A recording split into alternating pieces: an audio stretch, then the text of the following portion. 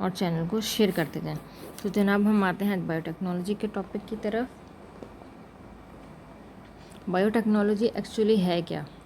ठीक है, इसके नाम से तो ये हमें लग रहा है कि बायो मतलब लिविंग थिंग और टेक्नोलॉजी और टेक मतलब टेक्निकल चीज़ें, मतलब टेक्नोलॉजी और लिविंग थिंग्स का कोई मिलाप हो रहा है, उनके मिलने से कोई नई चीज़ जो है वो बन रही है।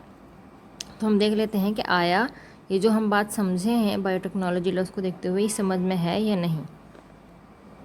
आगे है जी। अच्छा, हम आज के इस लेसन में हम पढ़ेंगे क्या? पहले तो ये कि हम डिफ़ाइन करेंगे बायोटेक्नोलॉजी को, फिर induction of gene into bacterium किस तरह से की जाती है, क्यों की जाती है, क्या पर्पस होता है जीन को इंड्यूस करवाने का बैक्टीरिया के अंदर। इसके अलावा जीन जेनेटिक मॉडिफिकेशन किसे कहते हैं और जेनेटिकली मॉडिफाइड ऑर्गेनिजम्स कौन कौन से होते हैं।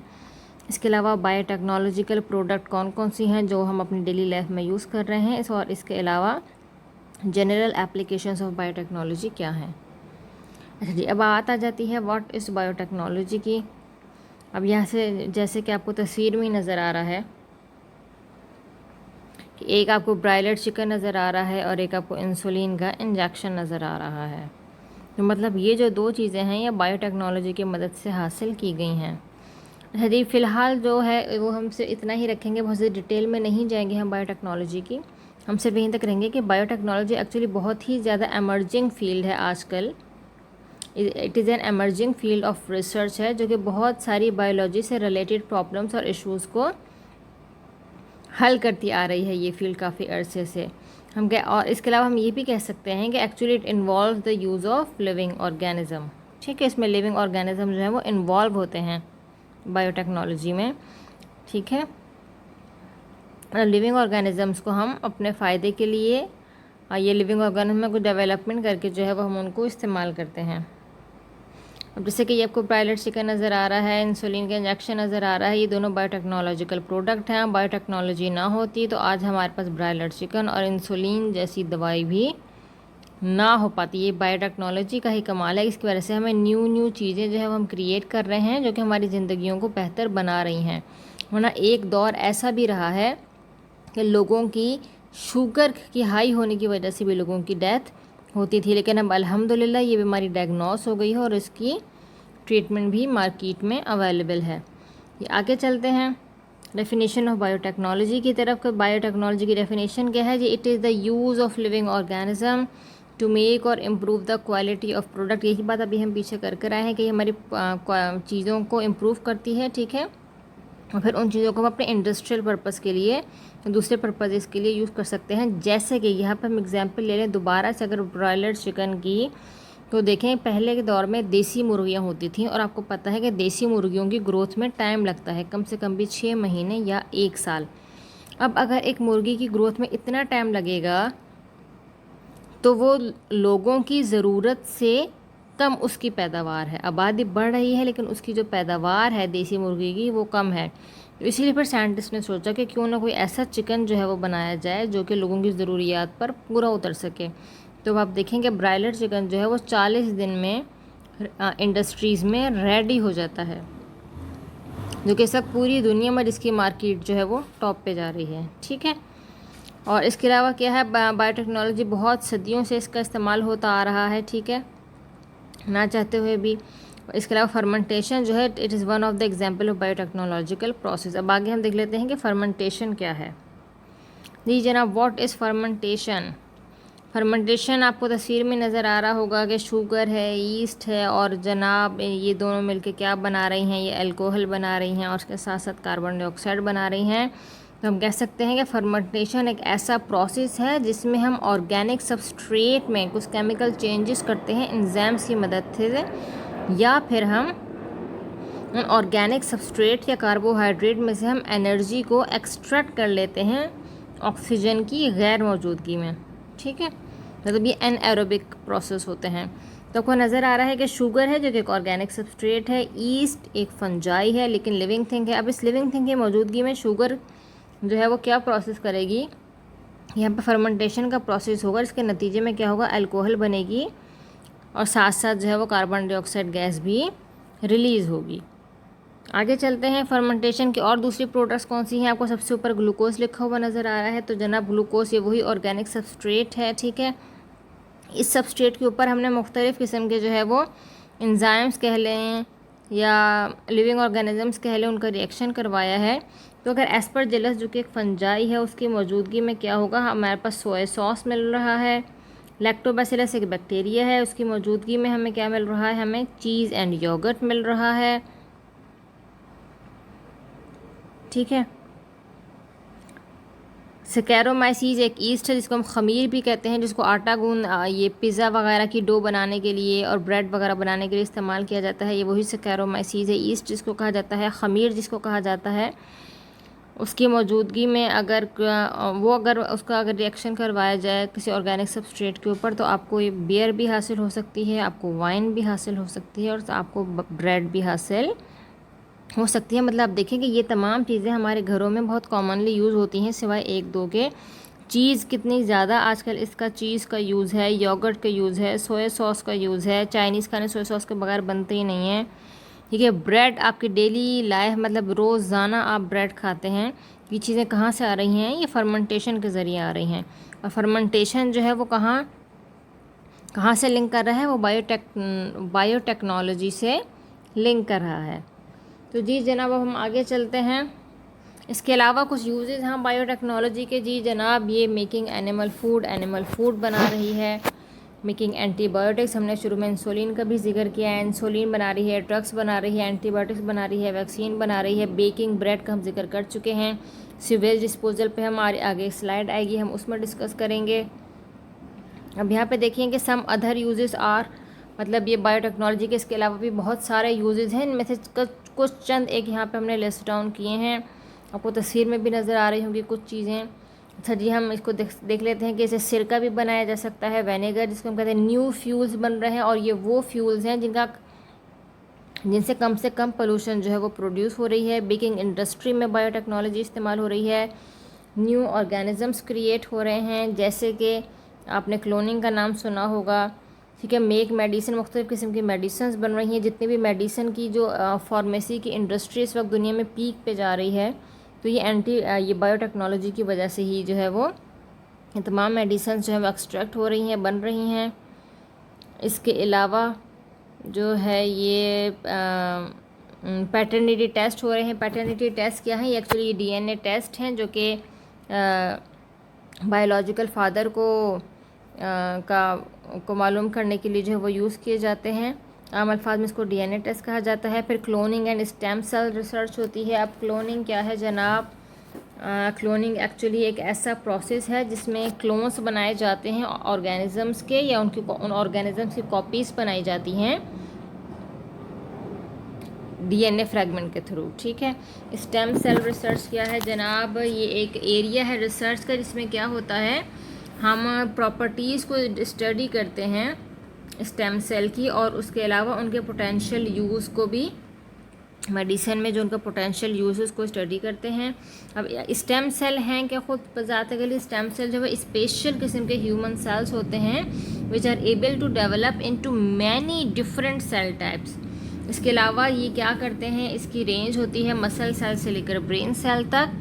और रिसर्चर्स का ये बिलीव है कि जनाब स्टेम सेल्स बेस्ड थेरापीज़ जो हैं वो एक ना एक दिन बहुत सीरियस किस्म की जो इलनेस हैं, पैरालिसिस वगैरह, उनको जो है वो कंट्रोल करने के काम आएंगी। इसके अलावा जेनेटिकली मॉडिफाइड फूड हैं जनाब, GMO जिनको कहा जाता है। ये हम आगे इन पे भी एक नज़र डालेंगे। फिर फॉरेंसिक्स है। फॉरेंसिक्स क्या है जनाब? ये भी एक किस्म की साइंस है और जिसमें बायोटेक्नोलॉजी यूज़ होती है। साइंटिस्ट इसको इस्तेमाल करते हैं एविडेंसेस को ट्रेस करने के लिए, जैसे कि हेयर, स्किन, ब्लड और दूसरे सैंपल्स वगैरह जो कि क्राइम सीन पे मौजूद होते हैं। अब हम चलते हैं अगली स्लाइड की तरफ। बायोटेक्नोलॉजी का फ़ायदा क्या है?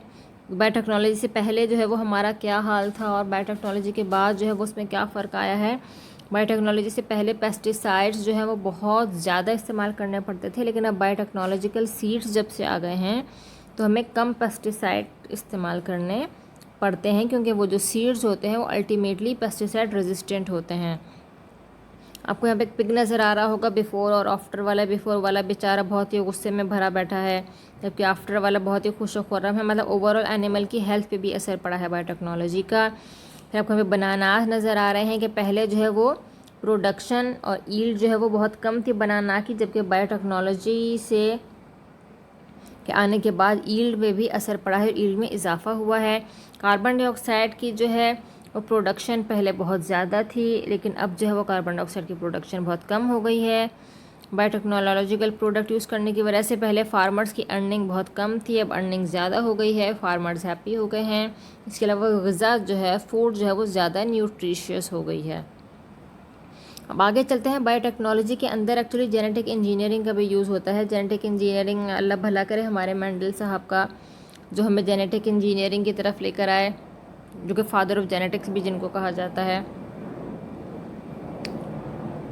तो जेनेटिक इंजीनियरिंग क्या है, इसको हम देख लेते हैं।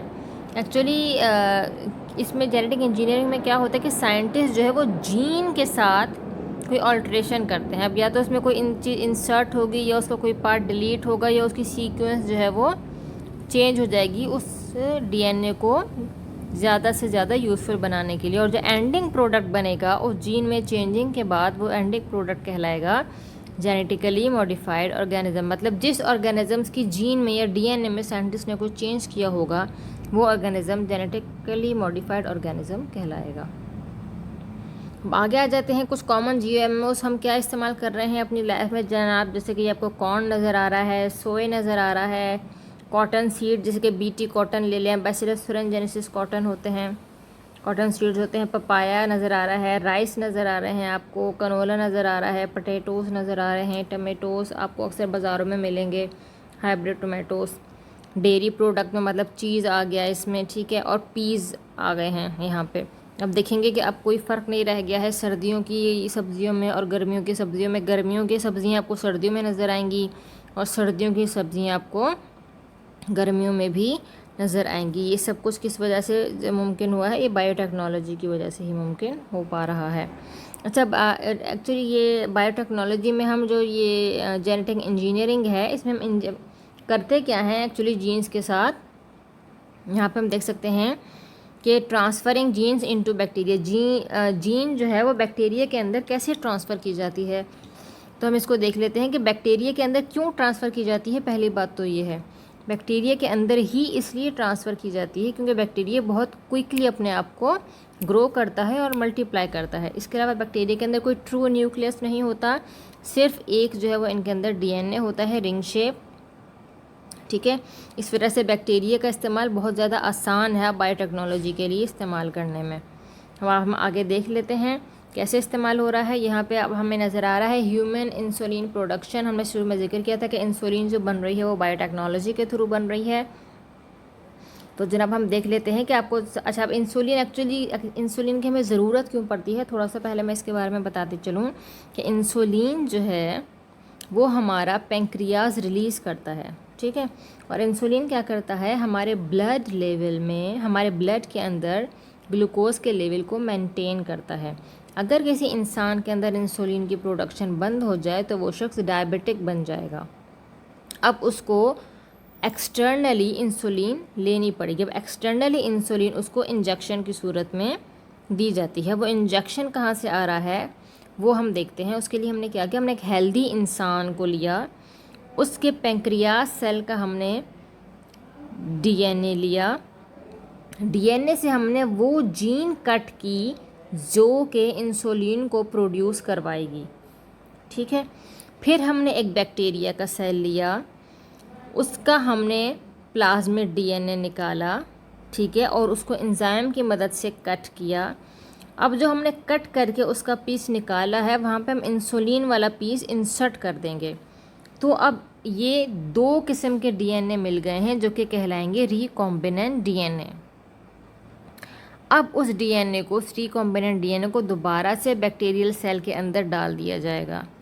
अब उस बैक्टीरियल सेल को जो है वो फर्मेंटेशन टैंक में डाला जाएगा, या ठीक है। और क्योंकि हमें पता है कि बैक्टीरिया बहुत तेज़ी से क्विकली अपने आप को ग्रो करते हैं, मल्टीप्लाई करते हैं, तो उस फर्मेंटेशन टैंक के अंदर जाके बैक्टीरिया बहुत तेज़ी से अपनी कॉपीज़ बनाएंगे। और जब वो उतनी जितनी ज़्यादा कॉपीज़ बनेंगी उतनी ज़्यादा वो जीन पैदा होगी। कौन सी जीन? इंसुलिन जीन, ठीक है। और जब जीन बन रही है तो जीन वो प्रोटीन भी बनाएगी जिसका वो ऑर्डर दे रही है, मतलब इंसुलिन, ठीक है। इंसुलिन की जीन भी बन रही है हमारे पास फर्मेंटेशन टैंक में, और हमारे पास इंसुलिन बजाते खुद भी बन रही है। अब क्या होगा कि अब एक्सट्रैक्शन की जाएगी, प्यूरिफिकेशन की जाएगी, जीन्स को अलग कर लिया जाएगा दोबारा से प्रोसेस करवाने के लिए, और इंसुलिन को अलग कर लिया जाएगा for industrial purpose to treat the diabetic patients. मतलब एक डीएनए और एक बैक्टीरियल सेल से हमें ज़्यादा तादाद में इंसुलिन तो मिल ही रही है, साथ साथ हमें जीन्स भी ज़्यादा मिल रही हैं आगे मज़ीद इंसुलिन की प्रोडक्शन करवाने के लिए। अब आगे एक और हम एग्जांपल ले लेते हैं, यह है प्रोट्रोपिन प्रोडक्शन की। प्रोट्रोपिन क्या है? एक्चुअली ग्रोथ हार्मोन है। आप लोगों ने देखा होगा कि कुछ बच्चों में ग्रोथ हार्मोन जो ग्रोथ होती है उनकी स्टंट हो जाती है, ग्रोथ नहीं हो पाती, फिर वो एक्सटर्नली कुछ पेरेंट्स जो होते हैं वो अपने बच्चों को वो दवाई दिलवा देते हैं। एक्चुअली वो जो दवाई होती है वो हार्मोन ही होता है। अब इसके लिए क्या किया जाता है कि ग्रोथ हार्मोन वाली जीन ली जाती है, ठीक है, और उसको एक ई कोलाई बैक्टीरिया के अंदर, ई कोलाई बैक्टीरिया का नाम है, इस बैक्टीरिया के अंदर डाल दिया जाता है, ठीक है। अब बैक्टीरिया का डीएनए और वो ग्रोथ हार्मोन जीन एक ही जगह पे इकट्ठे हो गए हैं। अब क्या होगा कि वो जो ग्रोथ हार्मोन है वो बैक्टीरिया के डीएनए के साथ मिलके वो जो प्रोटीन है या वो जो हार्मोन है वो बनाने लग जाएगा, ठीक है। अब इसको एक कल्चर लगाया जाएगा, उस बैक्टीरिया का कल्चरिंग मीडिया में ट्रांसफ़र किया जाएगा उस बैक्टीरिया को, तो वहाँ पे उस कल्चर में बहुत सारे बैक्टीरियल सेल्स बनेंगे, और हर सेल के अंदर आपको ग्रोथ हार्मोन जीन भी मिलेगी और ग्रोथ हार्मोन जो कि प्रोट्रोपिन है वो भी मिलेगा। फिर जो है वो एक्सट्रैक्शन और प्यूरिफिकेशन के ज़रिए जीन को अलग कर लिया जाएगा और जो हार्मोन है उसको अलग से एक्सट्रैक्ट करके फार्मास्यूटिकल इंडस्ट्रीज़ जो है वो इस्तेमाल करती हैं। आगे चलते हैं हम, ये दो हमने देख लिए हैं प्रोसेस के किस तरह से बायोटेक्नोलॉजी जो है वो हमारे लिए आसानियाँ पैदा कर रही है। आगे चलते हैं एप्लीकेशंस ऑफ बायोटेक्नोलॉजी की तरफ। एप्लीकेशन में आप देखेंगे एग्रीकल्चरल बायोटेक्नोलॉजी है, तो जनाब एग्रीकल्चर में बायोटेक्नोलॉजी किस तरह इस्तेमाल हो रही है हम बहुत वाज़ेह देख सकते हैं कि ये हमें स्ट्रेस टॉलरेंट राइस दे रही है, ट्रांसजेनिक मेज़ मिल रहा है, हमें हर्बिसाइड टॉलरेंट अनियन मिल रहे हैं, मतलब वो अनियन जो कि हर्ब्स को टॉलरेट कर सकें, ठीक है, क्योंकि अनियन के गिर्द बहुत तेज़ी से हर्ब्स जो है वो ग्रो होते हैं। अच्छा, ये जेनेटिकली मॉडिफाइड ब्रिंजल मिल रहे हैं हमें, ट्रांसजेनिक मस्टर्ड भी मिल रहा है हमें, जेनेटिकली मॉडिफाइड राइस भी मिल रहे हैं हमें, multiple insect resistance cotton mill रहा है, मतलब ऐसी कपास से मिल रही है जो कि जिसके अंदर खुद से कीड़ों से लड़ने की सलाहियत है, ताकि हमें पेस्टिसाइड्स का कम से कम इस्तेमाल करना पड़े। आगे चलते हैं एनवायरमेंटल बायोटेक्नोलॉजी की तरफ। एनवायरमेंटल बायोटेक्नोलॉजी क्या है? ये एक्चुअली एक साइंटिफिक इंजीनियरिंग है, ठीक है। इसमें क्या किया जाता है, माइक्रो ऑर्गेनिजम्स को यूज़ किया जाता है एनवायरमेंटल पोल्यूशन से बचने के लिए या उसको कम करने के लिए। इसके फ़ायदे क्या हैं कि एक तो आपका एनवायरनमेंट क्लीन रहेगा, आपका एनवायरनमेंट नॉन टॉक्सिक रहेगा, और आप जो है वो इको फ्रेंडली सब्सटेंसेस जो है वो यूज़ करें। इस किस्म का फ्यूल वगैरह हम यूज़ करते हैं जिससे जो है वो हमारे इकोसिस्टम पे कोई ख़ास फ़र्क नहीं पड़ता है, हमारा इकोसिस्टम या हमारा एनवायरनमेंट पोल्यूटेड नहीं होता। इसकी एग्जांपल हम आगे देख लेते हैं। अच्छा, इसकी एग्जांपल आगे आएगी आखिर में, पहले हम हेल्थ केयर देख लेते हैं। हेल्थ केयर मतलब मेडिसिन की फील्ड में बायोटेक्नोलॉजी के क्या क्या कमालात हैं जनाब।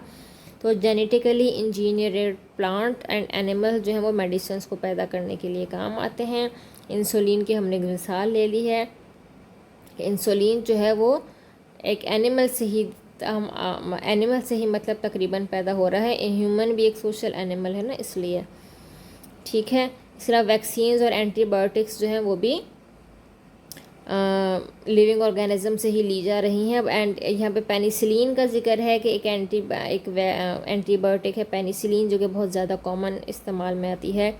ये एक फंजाई है पेनिसिलियम, वहाँ से एक्सट्रैक्ट की जाती है, बायोटेक्नोलॉजी के थ्रू प्रोसेस करवाया जाता है। आप इसके लिए मेरी प्रीवियस वीडियो देख सकते हैं, माइक्रो ऑर्गेनिज्म के टाइटल से जो वीडियो है। अच्छा जी, आगे वॉशिंग डिटर्जेंट्स आ गए। वॉशिंग डिटर्जेंट्स हर घर में इस्तेमाल होते हैं, हर घर की ज़रूरत है, और के अंदर जो स्टेन रिमूवर और क्लीनर एजेंट्स होते हैं वो एक्चुअली कुछ एंजाइम्स होते हैं जो कि उन स्टेन्स को रिमूव करते हैं और उनका ब्रेक डाउन करते हैं। फिर आगे बात आ जाती है फैब्रिक की। कुछ फैब्रिक भी ऐसे हैं जो कि बायोटेक्नोलॉजी के थ्रू पैदा हो रहे हैं, जैसे कि एक फैब्रिक है जिसको कहा जाता है पॉलीएस्टर फैब्रिक, जो कि सिंथेटिक फाइबर से बनता है। इससे जो है वो क्या बनता है, इससे मुख्तलिफ किस्म के क्लॉथ्स बनते हैं, ब्लैंकेट्स बनते हैं, कारपेट्स बनते हैं, और इसके साथ साथ जो है डाइंग प्रोसेस के अंदर जो है वो भी बायोटेक्नोलॉजी इस्तेमाल हो रही है कई सदियों से। कुछ पिक्चर्स हैं यहाँ पे पॉलीएस्टर प्रोडक्ट्स की। आपको बटन नज़र आ रहे हैं प्लास्टिक की बॉटल्स नज़र आ रही हैं, हर घर में होती हैं। ये बैग हो गया, ये ब्लैंकेट हो गया, पॉलीएस्टर के बाकायदा से मैंने पिलो भी देखे हैं, पिलो भी होते हैं। ये कवर बुक है, कुछ कपड़े हैं, कुछ टॉवल्स हैं, ये तमाम पॉलीएस्टर प्रोडक्ट्स हैं, और पॉलीएस्टर एक बायोटेक्नोलॉजिकल प्रोडक्ट है।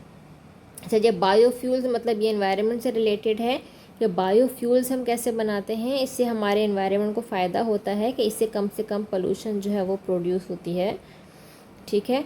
और ये कैसे बनता है, ये फ्रॉम एनिमल और फूड वेस्ट से बनता है। इसके अलावा इसको वेजिटेबल ऑयल और अल्कोहल जो है मिला के जो है वो काठ वगैरह में, अक्सर औकाती पेट्रोल में मिक्स करके भी ये यूज़ किए जाते हैं। इसको गैसोहोल कहते हैं। इसके अलावा मीथेन एक नेचुरल गैस है, वो भी फर्मेंटेशन के ज़रिए पैदा की जाती है। उस मीथेन को बायोफ्यूल का नाम दिया गया है। और ये बायोफ्यूल कैसे बन रहा है, ये बैक्टीरिया को हम फीड करवाते हैं ऑर्गेनिक वेस्ट के ऊपर, बजाय इसके कि हम ईस्ट और शुगर का इस्तेमाल करें। ये एक अलग किस्म की फर्मेंटेशन है। यहाँ पे एक छोटा सी ये आपको बायोगैस डाइजेस्टर का प्लांट लगा हुआ नज़र आ रहा है इस तस्वीर में। ये वही बायोगैस प्रोड्यूस कर रहा है। आप देख रहे हैं, तस्वीर में देख सकते हैं कि जानवरों का फुजला और घरों का जो वेस्ट मटेरियल है, जो फुजला है, वो सारा आके एक टैंक में जमा हो रहा है। इस टैंक में उस फुजले के साथ मतलब गोबर वगैरह के साथ पानी को मिक्स करके उसको डाइल्यूट किया जाता है। और जब बैक्टीरिया जो कि वहाँ पे मौजूद होते हैं ऑलरेडी, वो जब इस गोबर वगैरह के ऊपर, इस फुजले के ऊपर जब वो रिएक्शन करते हैं तो नतीजे में मीथेन गैस पैदा होती है, जो कि ऊपर चैम्बर में जमा होकर पाइप के थ्रू घरों में जा रही है। और उन घरों में उस मीथेन गैस के ज़रिए खाना वगैरह पकाने का अमल जो है वो हो रहा है। और अब बाकी का जो फुजला उस टैंक में जमा है वो साथ साथ फसलों को भी पहुँचाया जा रहा है मज़ीद डाइल्यूट करके, जिससे आपकी जो खाद की ज़रूरत है वो भी पूरी हो रही है। तो मतलब ये कि बायोटेक्नोलॉजी के थ्रू हमारा माहौल कम से कम आलूदा हो रहा है। एक तो फ़ायदा ये कि आपको मीथेन गैस मिल रही है, दूसरा फ़ायदा ये कि आपको वेस्ट फेंकना नहीं पड़ रहा है, और तीसरा फ़ायदा ये कि आपको उससे खाद भी मिल रही है फसलों के लिए। तो जनाब, आज का हमारा जो बायोटेक्नोलॉजी का टॉपिक था वो यहीं तक था। वीडियो को लाइक कीजिएगा,